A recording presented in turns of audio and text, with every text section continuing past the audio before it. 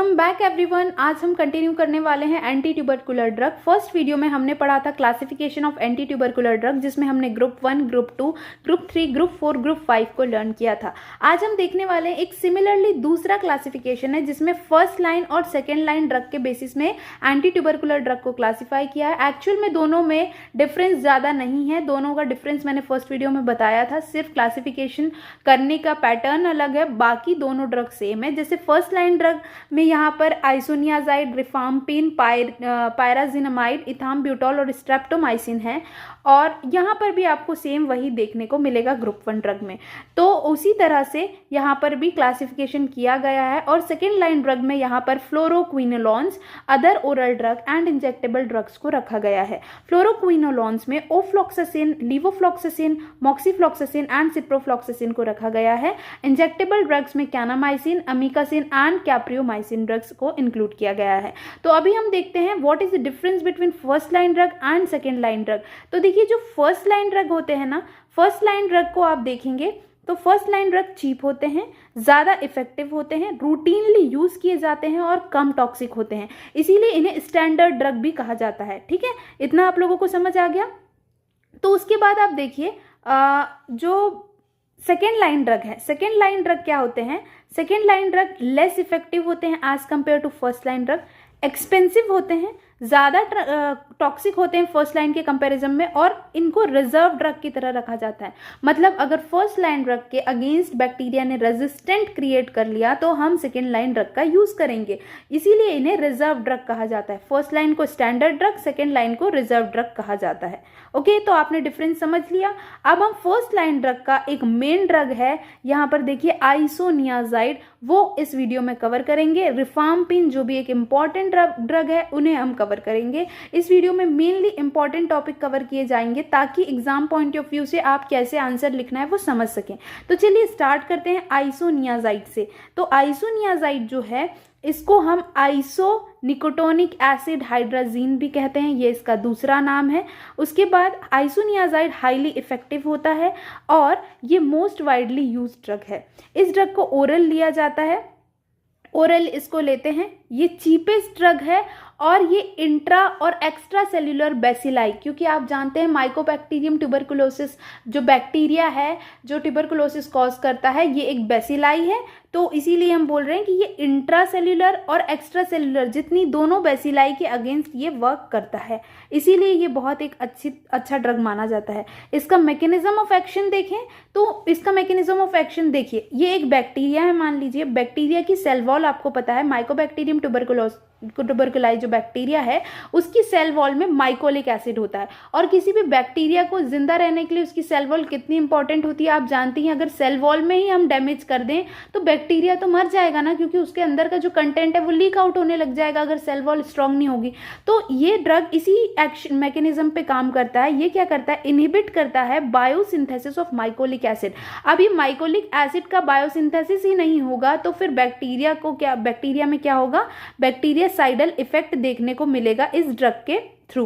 तो देखिए, इसको मैं एक और बार आप लोगों को बताती हूँ। जो आइसोनियाजाइड हम लेते हैं, ये एक प्रो ड्रग होता है। ये प्रो ड्रग जब बैक्टीरिया के अंदर जाता है, जब हम ड्रग लेते हैं तो नॉर्मल हम प्रो ड्रग लेते हैं, फिर बैक्टीरिया, क्योंकि ट्यूबरकुलोसिस हो चुका है तो बैक्टीरिया प्रेजेंट होंगे, बैक्टीरिया के अंदर जाने के बाद ये कन्वर्ट हो जाता है एक्टिव फॉर्म में, और वहाँ जाने के बाद ये इनहिबिट करता है सिंथेसिस ऑफ माइकोलिक एसिड को।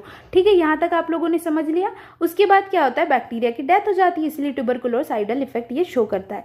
तो आपने समझा कि इसका मैकेनिज्म ऑफ एक्शन किस तरह से होता है। ये इनहिबिट करता है माइकोलिक एसिड के सिंथेसिस को। ओके, तो ये था इसका मैकेनिज्म ऑफ एक्शन। अब हम देखते हैं फार्माकोकाइनेटिक्स। तो ये ओरली लिया जाता है, जैसे मैंने अभी आपको बताया था। ये गट से एब्जॉर्ब होता है और पूरी बॉडी में डिस्ट्रीब्यूट होता है। पूरी बॉडी में ये कहाँ कहाँ जाता है? ये बॉडी के सारे फ्लूइड्स में, जैसे CSF में चला जाता है, ट्यूबरकुलर कैविटीज़ में चला जाता है, प्लासेंटल बैरियर को भी क्रॉस कर लेता है। इसीलिए ये एक अच्छा ड्रग है जो हर जगह फैल करके जहाँ पर भी बेसिलाई प्रेजेंट होगी वो उनको किल करने का काम करता है।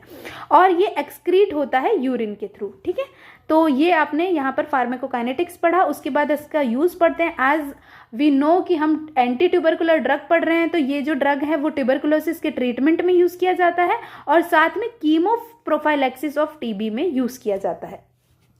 तो अब हम देखते हैं एडवर्स इफेक्ट के बारे में। इस ड्रग के एडवर्स इफेक्ट में सबसे पहला एडवर्स इफेक्ट, अगर आप इस ड्रग को ज़्यादा ले लेते हैं तो हेपेटोटॉक्सिसिटी हो जाती है।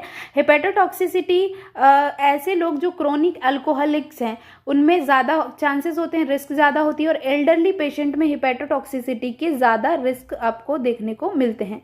ठीक है, इसके बाद नेक्स्ट एडवर्स इफेक्ट आपको देखने को मिलेगा एनोरेक्सिया, नोजिया, वोमिटिंग और पेरिफेरल न्यूराइटिस भी देखने को मिलता है इस ड्रग के यूज़ के बाद। जो आपके नर्व्स हैं, जो पेरीफेरी पे नर्व जैसे हैंड में, फीट में, वहाँ पर आपको वीकनेस फील होता है, नंबनेस फील होता है और इवन पेन भी होता है।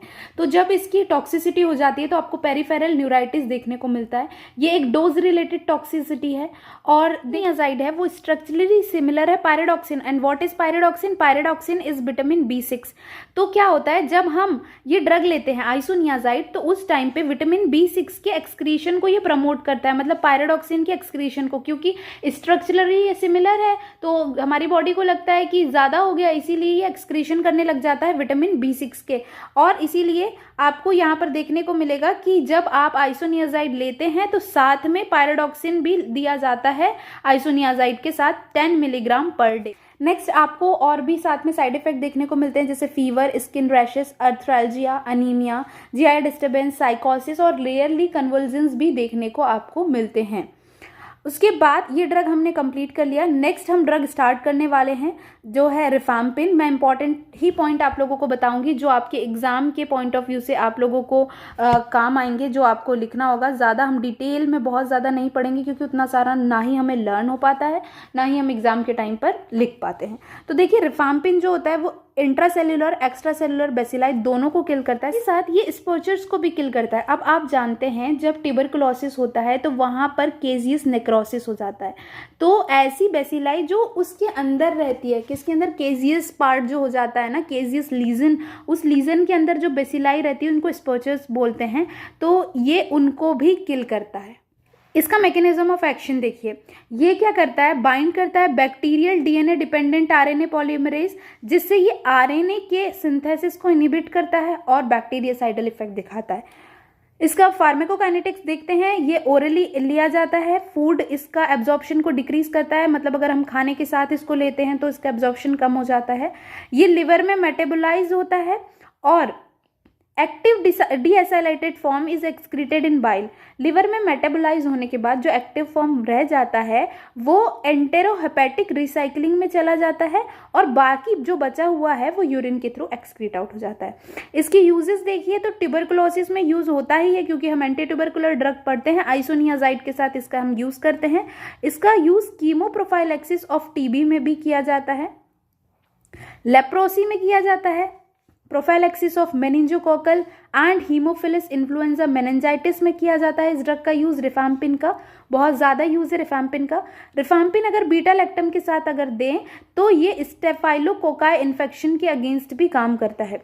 साथ ही साथ रिफाम्पिन को अगर डॉक्सीसाइक्लिन के साथ दें तो ये ब्रुसेलोसिस के इन्फेक्शन में भी मदद करता है। रिफाम्पिन की अगर एडवर्स इफेक्ट की बात करें तो इससे हेपेटाइटिस मतलब हेपेटोटॉक्सिसिटी हो सकती है। ऐसे पेशेंट जो अल्कोहलिक है, क्रोनिक अल्कोहलिक्स में रिस्क ज़्यादा रहता है हेपेटोटॉक्सिसिटी का, और एल्डरली पेशेंट में भी इसका रिस्क ज़्यादा रहता है। इसके बाद अगर हम देखें तो रिफाम्पिन का एडवर्स इफेक्ट में फ्लू लाइक सिंड्रोम, जिसमें आपको fever, chills, headache, muscles and joint pain देखने को मिलता है। इसकी एडवर्स इफेक्ट में नेक्स्ट है GI disturbance, nausea, vomiting, abdominal discomfort देखने को मिलता है। स्किन में रैशेस मिलेंगे, इचिंग एंड फ्लशिंग देखने को मिलता है। इसके साथ इसकी कुछ प्रॉपर्टी देख लेते हैं। ये जो रिफाम्पिन ड्रग लेने के बाद क्या होता है, हमारी बॉडी के फ्लूइड्स में आपको स्टेनिंग देखने को मिलती है, मतलब ऑरेंज रेड कलर के बॉडी फ्लूइड हो जाते हैं। जैसे यूरिन में कलर आपको दिखेगा, सलाइवा का आपको ऑरेंज रेड कलर दिखेगा, स्पुटम का कलर दिखेगा, बट ये जो होता है ये हार्मलेस होता है, इसका कलर से कोई हार्मफुल इफेक्ट नहीं है। रिफैम्पिन की दूसरी प्रॉपर्टी ये है कि ये रिड्यूस करता है plasma level of other drug. अगर आप रिफैम्पिन ले रहे हैं तो जो दूसरे ड्रग हैं उसका प्लाज्मा लेवल कम हो जाता है, क्योंकि इसके ये एक पोटेंट माइक्रोजोमल एंजाइम इंड्यूसर की तरह काम करता है। जैसे कि अगर आप रिफैम्पिन ले रहे हैं तो ओरल कॉन्ट्रासेप्टिव का आपको इफेक्ट कम दिखेगा, इसीलिए फेलियर हो जाता है कभी कभी ड्रग का।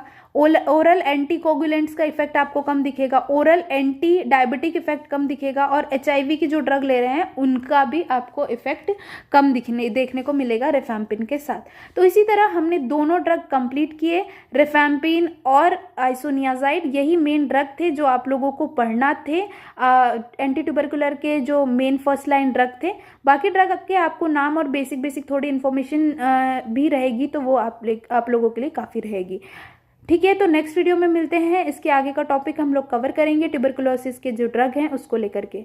Bye bye, take care, please don't forget to like, share and subscribe to my channel. Bye bye.